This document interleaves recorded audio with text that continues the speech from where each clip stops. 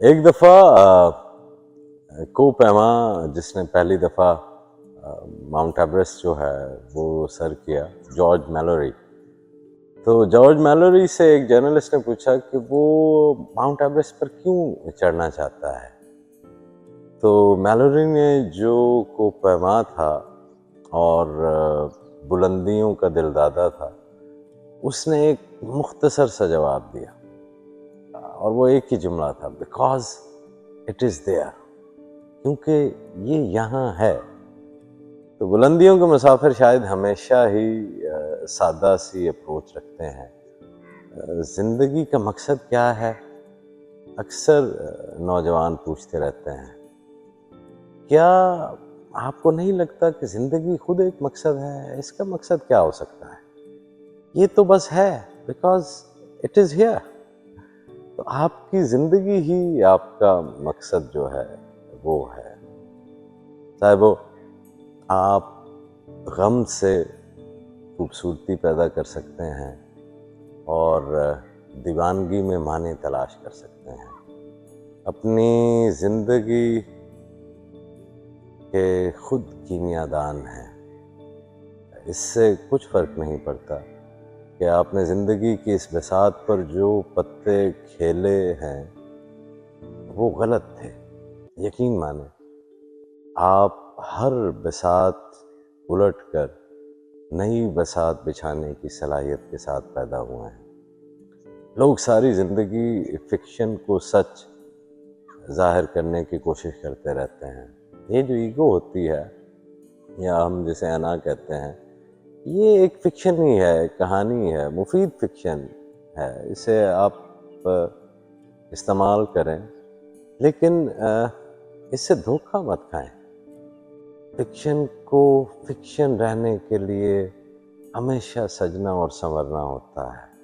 تو آپ کی انا کو برقرار رہنے کے لیے ہمیشہ نئے نئے لبادے جو ہے وہ اڑنے پڑتے ہیں. زندگی بھر دولت، شان و شوکت، اقتدار اور ایسی دوسری چیزوں کی تلاش انا کو سجانے اور سنوارنے اور اس سے فوقیت یا پرائورٹائز کرنے کے علاوہ اور کچھ بھی نہیں ہوتی. کہ کسی نہ کسی طرح میں کی فکشن کو باقی اور برقرار رکھنے کی کوششوں کے اندر جو ہے ہم اپنا وقت ضائع کر دیتے ہیں. اس دوران ہر وقت احساس رہتا ہے کہ موت آ رہی ہے.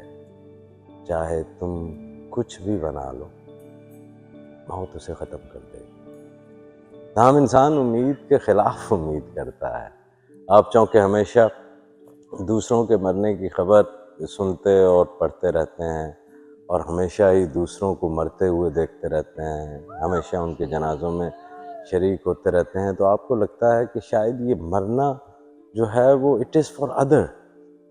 ایسا نہیں ہوتا.